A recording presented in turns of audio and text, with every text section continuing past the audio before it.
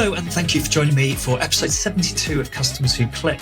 It's another awesome topic today that I'm sure many of you are working on or at least looking into, as it's a source of really valuable and very cost-efficient customers. It is, of course, referral marketing. And I'm joined today by Raúl Galera, the chief advocate at ReferralCandy, one of the most popular referral tools out there. I love referral marketing. I've used it to generate customers on an ongoing basis, as well as using it to launch new products and businesses and build up lists of potential customers in advance. If you don't have a referral program, listen in to find out why it could be key for your business. And if you do have one, I'm sure there'll be some great tips for you as well. Hi, Raúl. Thanks for joining me today. Do you want to introduce yourself a little bit, bit of your kind of background to date and how you got to ReferralCandy? Yeah, absolutely. And first of all, thanks for having me. So I actually come from a sales background. I was working for a startup company, a French startup company that was providing recruiting services to other startups and tech companies. And my role was to develop partnerships and acquire customers with those potentially hiring companies. And so that's kind of how I got started in sales. I was in that role for a couple of years, and I realized that that's something that I guess I was okay at, and most importantly, I liked it.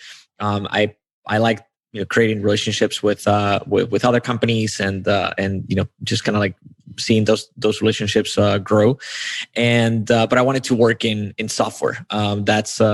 I wanted to kind of move away from recruiting and work with a SaaS company.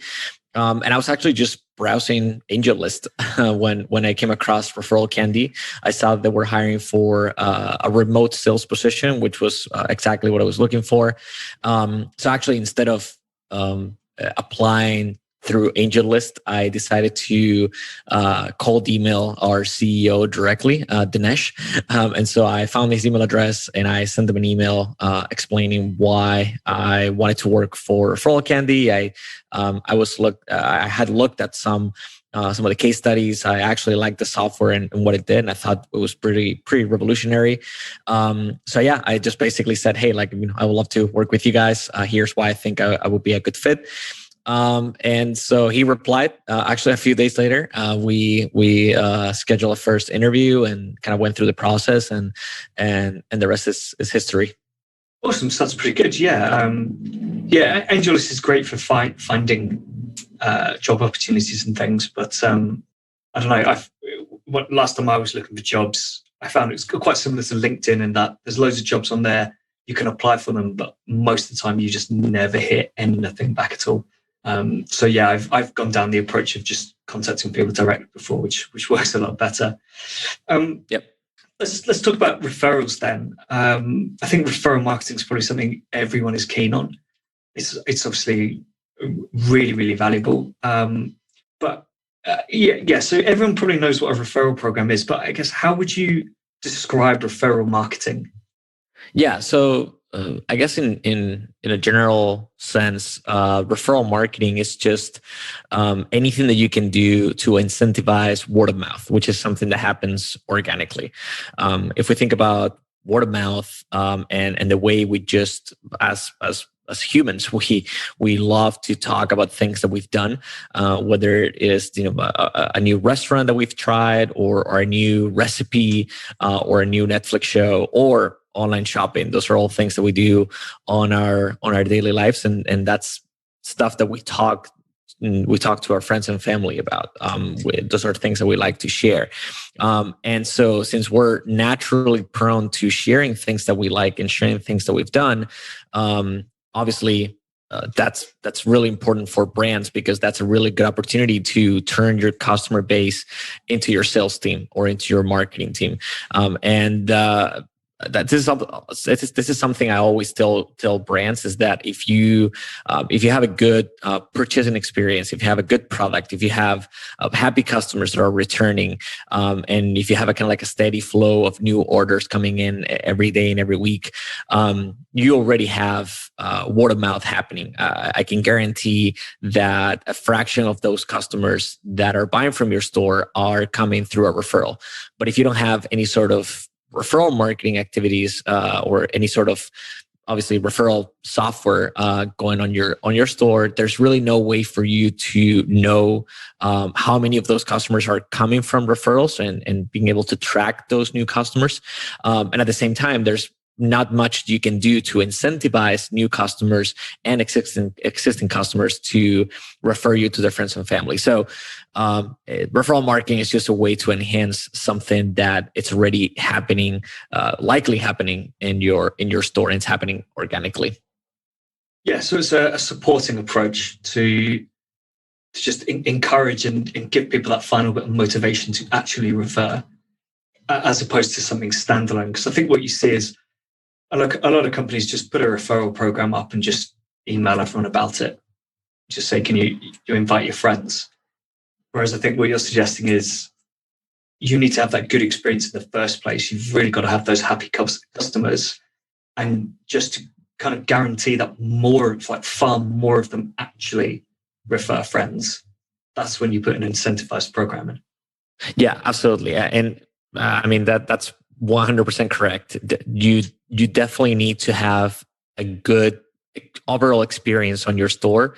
And obviously you need to have a good product, and hopefully you also have a brand that connects with your customers beyond just having a good product. The fact that your customers love your brand because of what it stands for, whatever your company mission is. Hopefully you also have those kind of like personal connections. But from a product level and from a just pure shopping experience, you need to have those good items in place. I also always tell brands that referral programs are not going to fix a problem that your store is experiencing, in the sense that if you're not being able to convert customers, a referral program is probably not going to fix those problems. That means that there's something kind of like happening in the back end that you need to solve in order to be able to turn those unhappy into happy customers, because that's when you're going to be able to successfully incentivize those to refer you to their friends and family. Because referral programs are exactly that. It's turning customers into salespeople, but salespeople that are going to sell to their friends and family. And obviously, nobody would recommend something to their friends and family if they didn't enjoy it themselves before. If you buy a product and you don't like it, you're definitely not going to tell your friends and family to buy it as well. So you need to have those pieces in place. But then once you have them, you can turn your referral program into a sales machine. And also, when you look at it compared to other customer acquisition channels, it becomes a lot more cost effective than ads or any sort of kind of like paid promotion that you can possibly have. Yeah, completely agree. But I think just one thing I'd like to add is that it's not just the product itself. So the product itself could be fantastic, but if someone has a bad buying experience or bad customer service experience, they might love that product, but you might struggle to get them back for a repeat purchase because they know it's going to be hassle, and they're not going to refer people. So it's still important that not only is the product good, but people enjoy buying it, basically. Absolutely. I mean, you wouldn't go back to a restaurant where you love the food, but the rest of the experience was not as good. It'll be hard for you to recommend that, or at least you'll warn your friends before they go to that restaurant. So yeah, same thing. You need to make sure that the whole experience is good. Yeah, the restaurant was good. Like the food was great, but as soon as you add that "but" in, it's I imagine it quite negatively impacts the referral. You mentioned that it's obviously it can be very, very cost effective. It could be a much better ROI than channels like PPC and Facebook. But can it drive the numbers? Yeah. So it really depends on the activity that your store is already happening. So as I always say, referral programs are a numbers game. So referral programs grow with your customer base, and so you need to have activity going on in order to be able to have a successful referral program. And also, referral programs take time because at least ReferralCandy, we automatically invite new customers to join the referral program. So every time a new customer makes a purchase, you can automatically invite them to join the program and give them a referral link. And so the pool of advocates, it's going to grow as your sales grow. Obviously, down the line, 3, 4, 5, 6 months down the line, you'll be able to have a good enough pool of advocates sharing their link and referring new customers that will become an acquisition machine by itself. But at the very beginning, it needs to be fed with customers. So you can either do that by inviting past customers to join your referral program, or just by kind of waiting for those new orders to come in and then enroll those customers into your program. So you need to have some activity. And I always say it's also probably not the best choice for companies that are starting up or companies that don't have a lot of volume, because you're not going to be able to see results in the short term. So obviously, if you're starting up and you need to acquire those first customers, then obviously channels like PPC or any other kind of like paid promotion, it's definitely going to have a much faster result in terms of acquiring those new customers. But it's something that you can definitely combine. I mean, you're always going to need to acquire new customers. Referral programs can definitely help with that. But you're always going to have to tap into new audiences that are, I guess, obviously not those that are just your customers' friends. So it's not really either or, but it's definitely it depends on kind of like the stage of where your company is. You're probably going to want to look into a referral program, because you're going to not only acquire new customers by tapping on your current customers' audiences, but at the same time, you're going to be able to retain those customers that you already have. Because if you're offering your customers a discount, let's say on a future purchase every time they refer a friend, now they're going to be incentivized not only to refer, but also to come back to your store. They might not even think about going to your competition, because they already have an additional incentive to go back and buy from you again. Yeah, I completely agree. It's not just the new customer acquisition; it is the retention and that building that lifetime value from people as well. And obviously, if someone's willing to refer, they're also probably willing to review, and so that's another added value you get from people. I mean, I don't know if you tie that in at all to reviews, to referrals. I suppose it's more of a loyalty scheme thing, but people who refer are, for the most part, very happy, loyal customers. And then you just get the few who have stuck their link on a forum or something and trying to get the most of it. Yeah, exactly. What makes a good program? What's the key? Yeah, that's the $1 million question. I would say that a good program has a combination of a few things. The first one, it's a set of rewards that matches your, obviously matches your own kind of financial margins. So obviously you're able to offer a discount that that it's not going to break the bank. But also those sets of rewards are adapted to your customers' purchasing behavior. So it really depends if you're offering a product that your customers are going to buy on a regular basis, even more if you're selling a subscription service, or if you're selling a product that your customers are not going to buy that often. So the example that I always give, if you're selling, let's say, a mattress, which we actually have several customers that sell mattresses online. If you're selling those kinds of products that your customers are not going to buy, not every month, not every year, probably, you're probably going to go with a set of rewards that it's different than a store that's selling, let's say, food on a subscription basis. So if you're selling something that your customers are going to buy from you on a regular basis, you might want to give them a discount for every friend that they refer, so they can apply that discount to their next purchase. On the other hand, you can offer them either a gift or cash for every friend that they refer, so they're incentivized. So those rewards make sense for them as customers, not only as advocates. So that's one, and obviously the other kind of like success point on how to get to that success point on a referral program is promotion. So it's really important that you keep reminding your customers about referring their friends and sharing their referral links.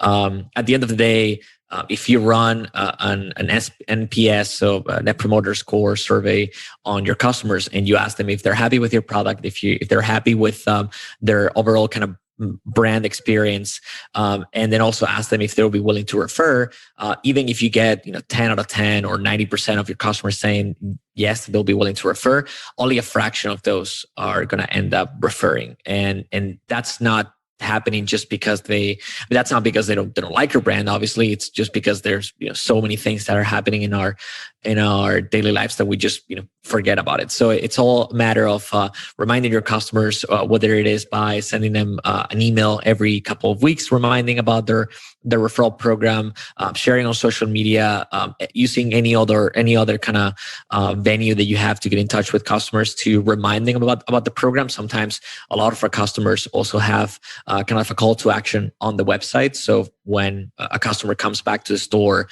they can also see the referral program and remember that.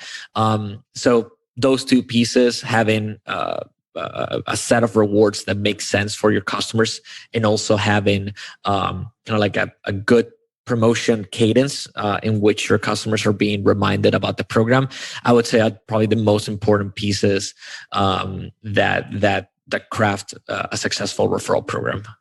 Yeah, I think definitely on the promotion side, I was thinking about it as you were talking, and I feel that if every single brand that I'd ever bought from emailed me today about their referral program, there would be probably one or two that I would immediately just action and try and refer people. And the rest of it is just because it feels like I'm selling for the business a bit. Mm-hmm. Right? If I take that link and start sending it to people and saying, "Oh, by the way, check out this this product you've never heard of or asked about," it just feels a bit weird. However, if you get it into the emails correctly and you get it into that communication and it just keeps it top of mind for me so that I'm aware, then when that conversation happens and someone says, "Oh, I'm looking for this product, have you got any recommendations?"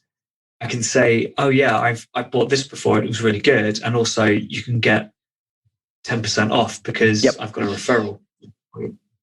That's something that I feel like a lot of brands miss, and they just try and heavily promote the referral program and just say, "Share your link, like invite your friends, just do it."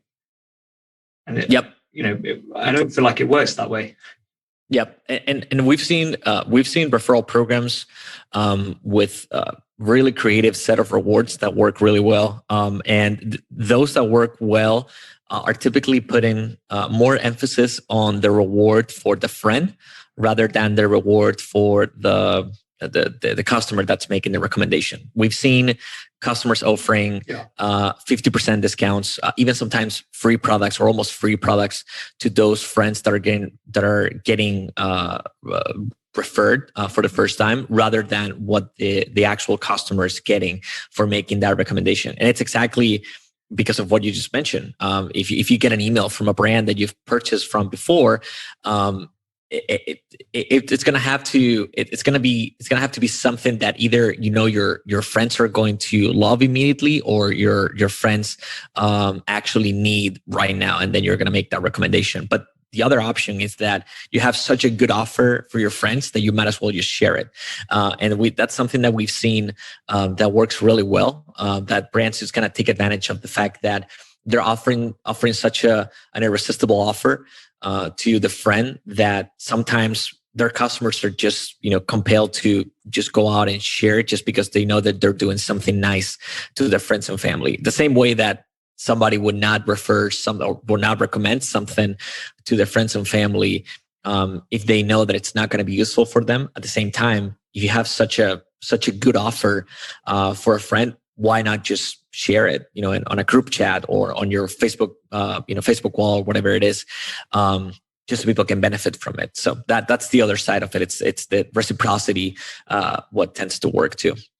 Yeah. I mean, if you love the product, you want to talk about it, right? And you're happy to tell people about it. And it almost feels like, I guess, like you're doing them a bit of a favor. If you're saying, look, I love this product, I think you should check it out. By the way, you're going to get 15% off, 10% off. Like it just feels like you're doing something nice for them. Yeah. Even if you're not getting the reward back back yourself. Yeah, exactly. I mean, it's all about that. I mean, once again, we're talking about very close relationships between family and friends. So that's what counts. It's how big of a favor are we doing to people that we already love? So yeah, exactly. What about mistakes? What sort of mistakes do you see? Either big or maybe just common mistakes that are holding back referral programs? Yeah. So this is gonna kind of tie back a little bit with what we mentioned earlier about just having a good either brand connection with your customers, or having a good purchasing experience on your site, and obviously having a good product. So having the opposite and then running a referral program, it's probably the most common mistake that we see. Brands are either too early for a referral program. As I mentioned earlier, you need to have some sort of volume already happening on your store to be able to see results in the kind of short, medium term. And when I talk about volume, we see that kind of the bare minimum for a referral program to start providing results is to have at least 100 orders per month if you're running an e-commerce store. So anything under that, it's probably too early for a program. Again, too early to see results. In my opinion, it's a good way to start retaining those customers, those first customers that you're acquiring, but you have to realize that you're not going to be able to see results or meaningful results right away. So yeah, starting too early is definitely one of the most common mistakes, but also, again, not having a company or having your company ready for a referral program, in the sense that, if you're not having already loyal customers that are buying from you, if you're not being able to kind of identify, some of these kind of early signs that means that your company is ready for a referral program, in the sense of getting good reviews, or maybe having too high of kind of like support tickets, all that kind of stuff that can give you a sense of something's not ready yet. It probably means that it might not be the right time to launch a referral program and actually see results. So yeah, those are probably the two most common ones that we see. Yeah, exactly. So yeah, it's just making sure you're aware that this isn't just like any other marketing channel. Like, you're not just switching on some adverts, running some campaigns. You're relying on your existing customers, and if they're not having a great experience, that referral program's not going to do anything, because the people you rely on to run it are just not going to engage with it.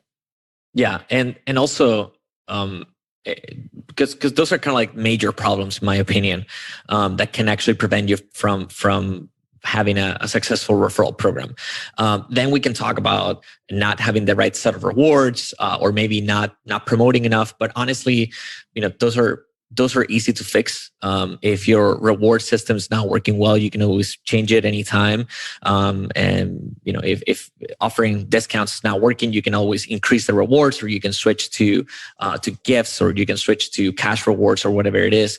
If the promotion it's not working, you can always increase it, or you can try new channels. But again, those are things that are easy to fix. But yeah, if you have kind of like bigger problems in terms of how your customers are actually interacting with your brand and with your product, then those, not only for your referral program, those must be fixed before you can consider pretty much anything else.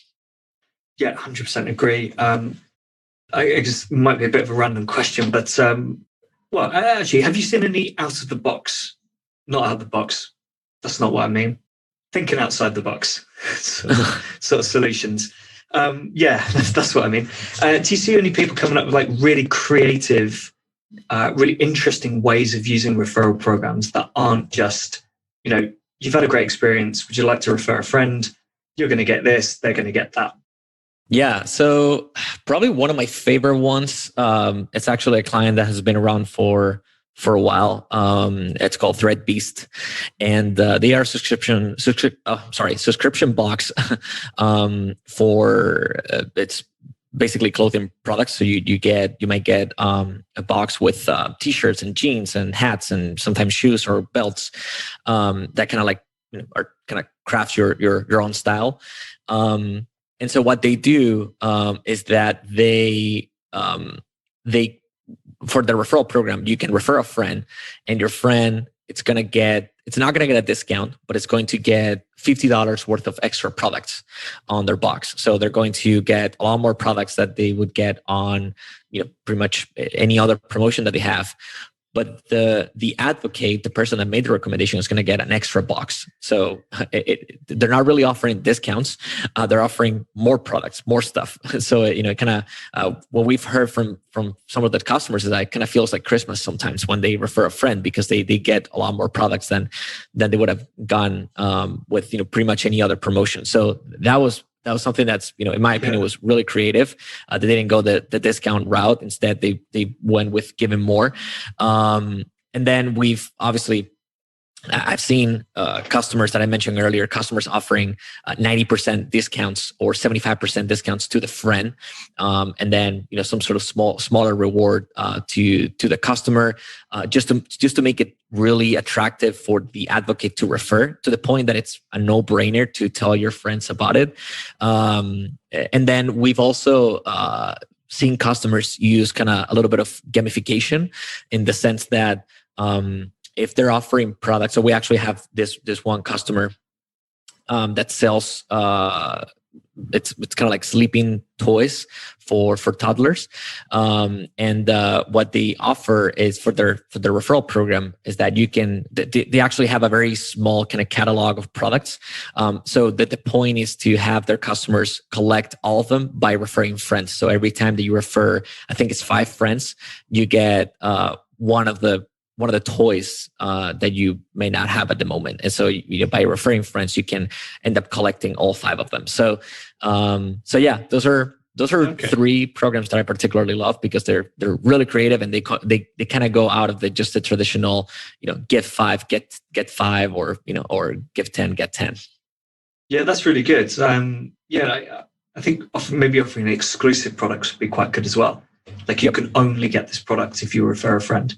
A really interesting one I read about quite a while ago now, actually, Harry's Razors. So it's not your traditional, like not a normal referral program, because it was pre-launch, but it was, email capture, right? They wanted to get as many pre-launch emails as they could. And Tim Ferriss did an article about it. They acquired over 100,000 reviews, but they scaled the rewards.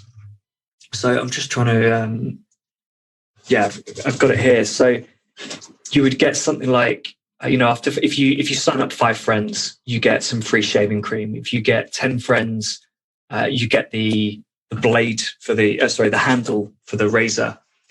And then at like 25 friends, you get like a shaving kit. And then at 50 friends, you get a year's worth of free blades. Mm-hmm. So they're trying to, they're giving you more and more the more people you refer. And it's a really interesting article, actually. I might put it in the show notes, actually. It's got, it breaks down all their numbers as well. So it actually gives you real insight into what happens if you run a program like this and you try and incentivize a higher number of referrals. And only a handful of people got to the 1 year. Right. But so many people did at least like 5 or 10. I think he mentions what the average is in there. So they reckon that the fact that it's scaled up and there were these more rewards really, really contributed towards the growth of the list. But I wonder if you could you could build that in.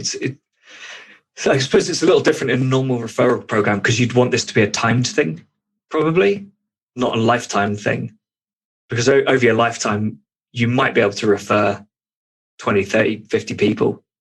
But maybe if you did it every year, you could just do it yearly. Refer 5 friends every year, and you get this. Actually, it depends on the product, doesn't it? If like your example earlier with the mattresses, right? referring 5 people in a year is probably going to be pretty tough and a big ask. But they could incentivize first, second, third, fourth, fifth. Whereas if you're, like a relatively cheap fashion site, that person might actually be able to quite easily refer like 10, 20 people. Yeah. And I think it also depends on the product. It also depends on kind of what the success point is. I think you mentioned for the Harris example, they were looking for emails, kind of like a way to grow the email base. If I remember correctly, I think that's what you just mentioned. Yeah. I can think of other examples. So PayPal was actually literally giving money away every time that you refer a friend.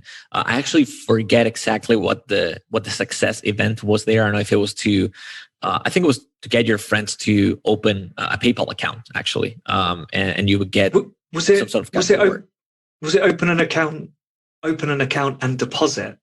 It might have been, yeah. I think there was some sort of monetary transaction involved. Yeah. Yeah, I think if you added like $10 to your wallet, then the person who referred you got $10. Yep, exactly. Exactly. Yeah. It might just have been a straight up refer a friend, get them signed up. Yeah. Yeah, I think they wanted to. There's always, and that's actually something that we obviously take pretty seriously. It's preventing fraud in this case. So I think that PayPal was probably also trying to protect themselves by adding some sort of additional action besides just creating an account. Maybe you also, like you said, you probably had to deposit some money just to make sure that they weren't just giving money away to people that were creating fake accounts. But also, and then I can also think of the example of Dropbox. That's another kind of classic example of referral programs.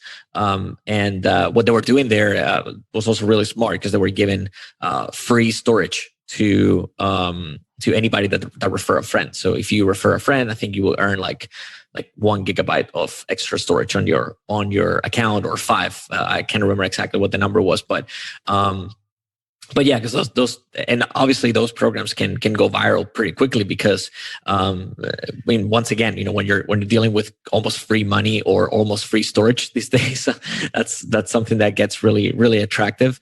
And like you said, probably for a company that's selling mattresses or selling a product that's a lot more pricier, or has kind of like a different purchasing behavior, it might not work that well. But I think there's always room to kind of get creative on how you are showing the referral program to your customer base. So, yeah, I've just opened up Dropbox. So when you Google Dropbox referral, the first results are Dropbox referral hack strategy, hack Reddit.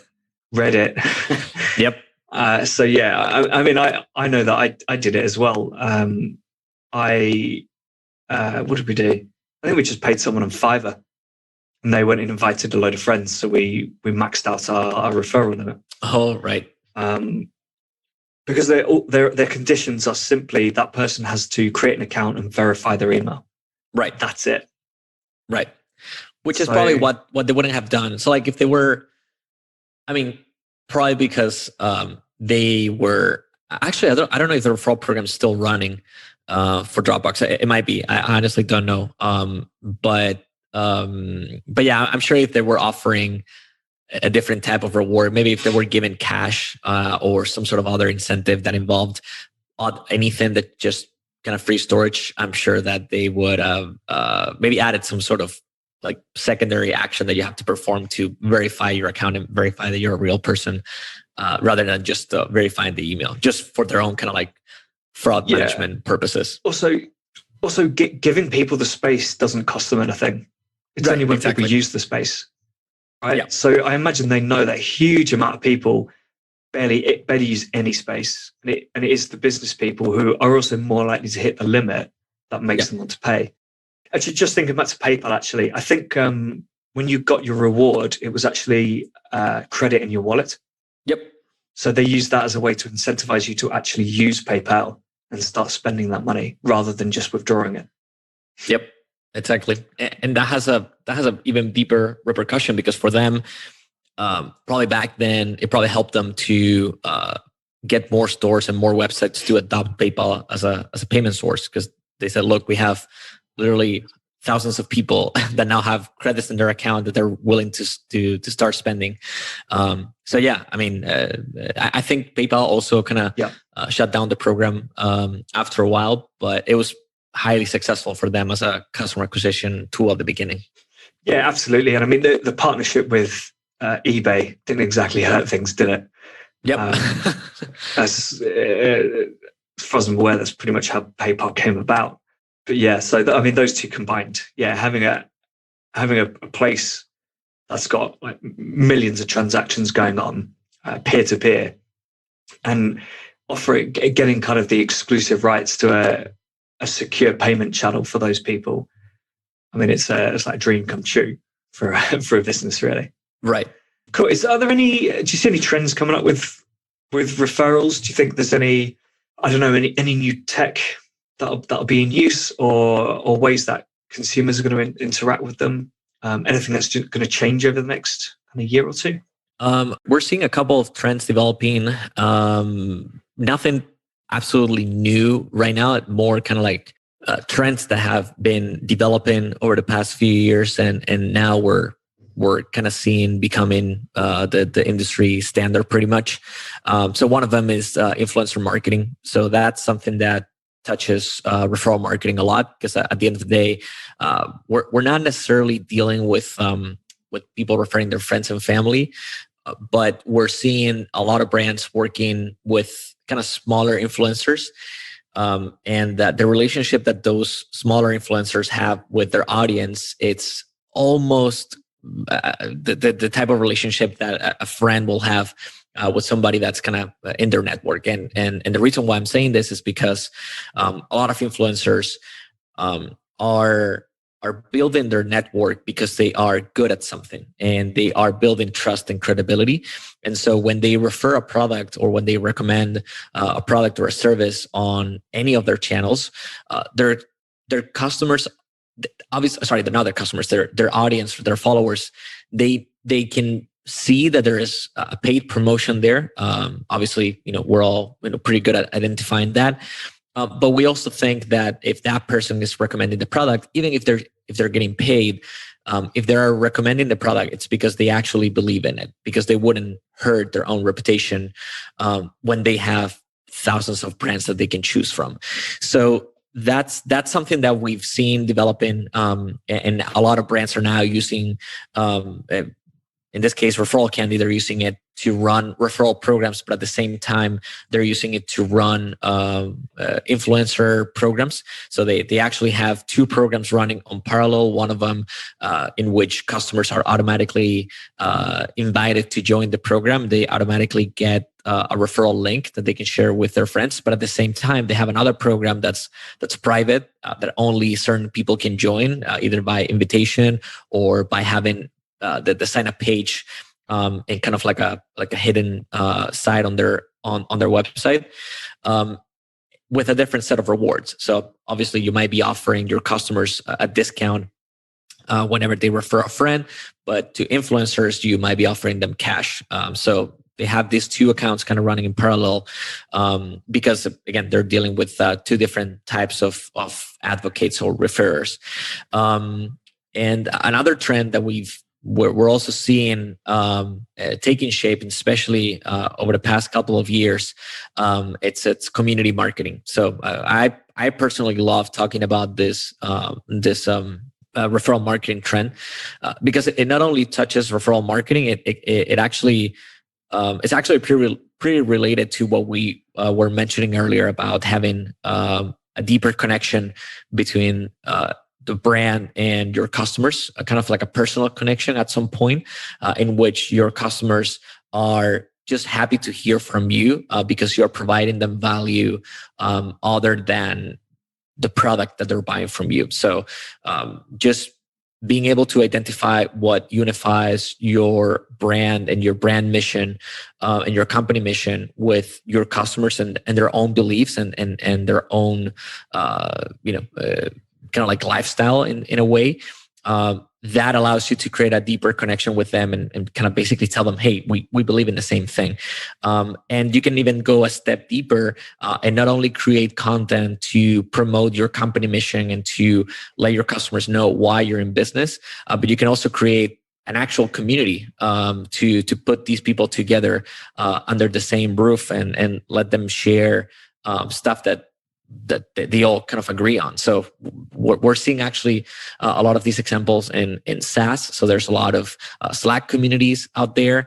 And then in the e-commerce world, we're seeing a lot of Facebook groups in which brands are inviting their customers to join and talk about things that they share. Also on Telegram, there's lots of Telegram groups in which people are being invited by a brand, and then they can connect with people that they're obviously like-minded. So if a brand is selling basketball shoes or basketball gear, creating a community in which their customers can talk about NBA or talking about what's the latest trade that's happening in the basketball world, that's going to, at the end of the day, little by little, it's going to create a deeper connection, personal connection between your customers and the brand, because they're going to identify you with something that goes beyond the products that you're selling. And so if the brand's smart and uses it as a way to, again, to connect with customers, not necessarily to sell them directly, it's a really smart way to also convert those customers into advocates. So again, just to kind of summarize, influencer marketing and community marketing, two trends that a lot of brands are starting to pay attention to, and not only as a nice to have, but in some ways kind of as a survival tool. Yeah, absolutely. So, I mean, again, it comes down to these channels and experiences that build that relationship with the customer more. And then the referral side of it just kind of adds that almost monetization, the actual action for people to take. So I really like that. Have you seen or do you guys offer tiered referrals? So kind of like the example that you were mentioning earlier, right? The Harry's, like depending on how many friends you refer, you can.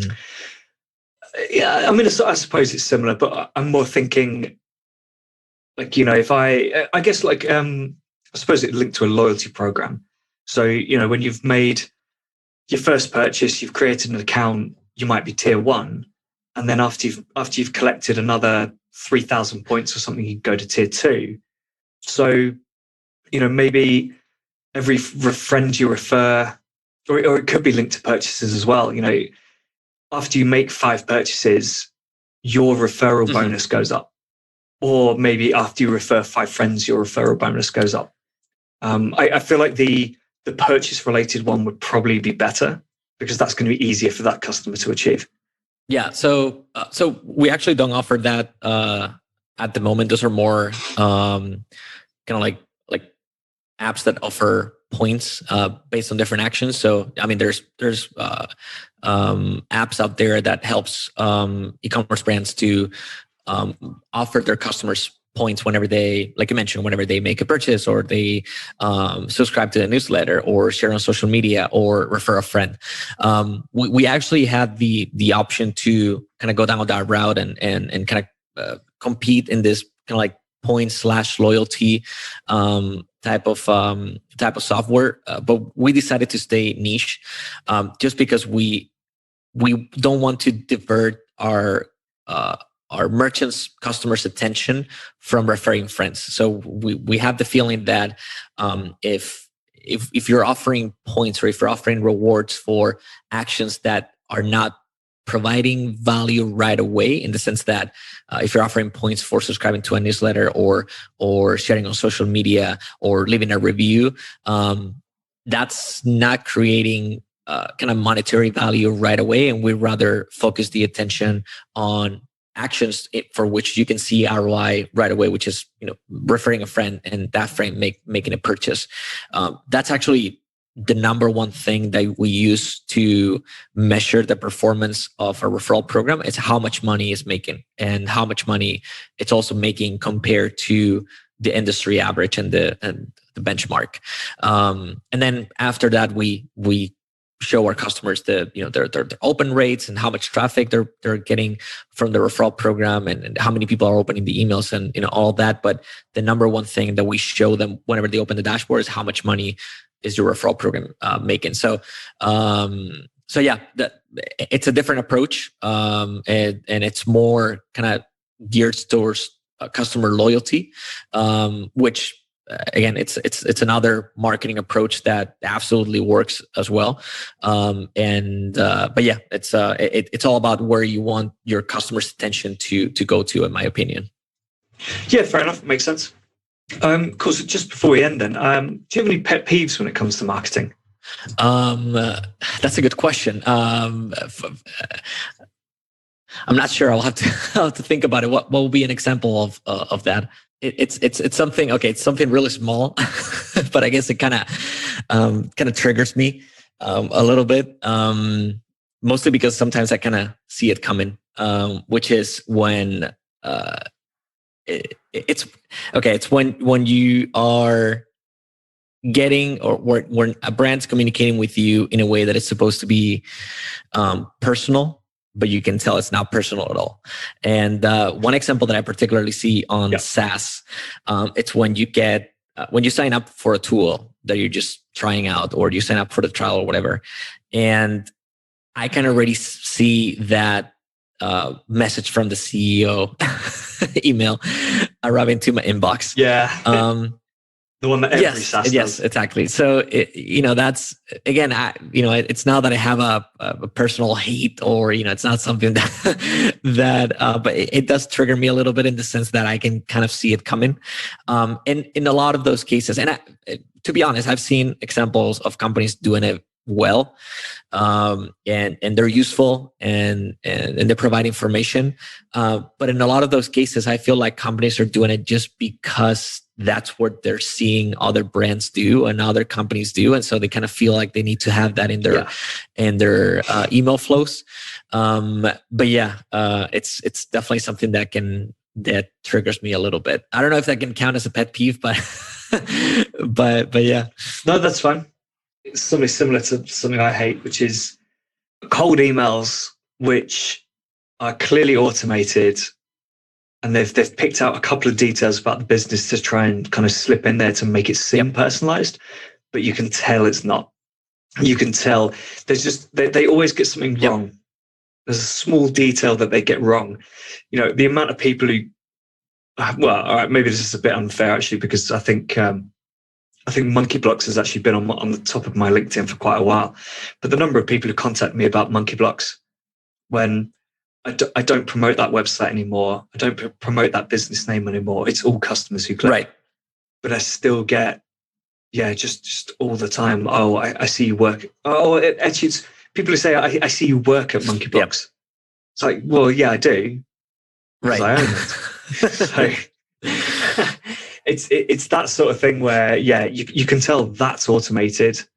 Yeah. Yeah. That sort of thing. As somebody that comes from a sales background and has done a lot of cold email, I can tell you, that's something that I rather just kind of go straight to the point. And I'm talking as a salesperson, I'd rather go straight to the point, and not necessarily give myself the chance of getting something wrong in the personal introduction, and that kind of like first impression that you're going to generate.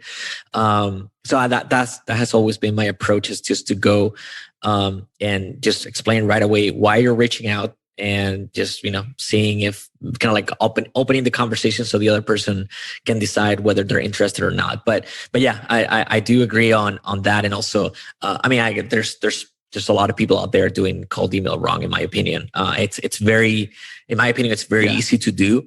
And whenever I see somebody reaching out and saying, "Hey team," or for example, my email address is it's my name and the first letter of my last name, so it's Raúl G. And people email me and say, "Hey Raúl G," it doesn't make any sense. If you've had looked at my LinkedIn or our company page, even, you could have seen that my actual name is just Raúl. So, little things like that that are very easy to fix. But there's a lot of people just, not doing it right, in my opinion. So, yeah, well, we're seeing more and more like emojis and things pop up in LinkedIn names, because it's a clear indicator whether someone's automating messages to you. Yep. Because the emoji will pop up in there as well. Exactly. Yeah, that's a good call, actually. That's a good call. Yeah. And there's probably just not, I'm sure someone will work out a way to like identify it and remove it from the message. But yeah, we'll see what happens. Cool. Yeah, this is really great stuff. If people want to find out more, or I mean, have you got any articles or like ebooks or anything that you'd suggest people check in on, or what's the best way of getting in touch with you if people want to find out more? Yeah. So, I mean, I'm always really proud of our blog. So it's pretty much the main resource that we can offer companies is so check out our blog. We have a lot of content about not only referral marketing, but just e-commerce in general and e-commerce marketing and also how to get started.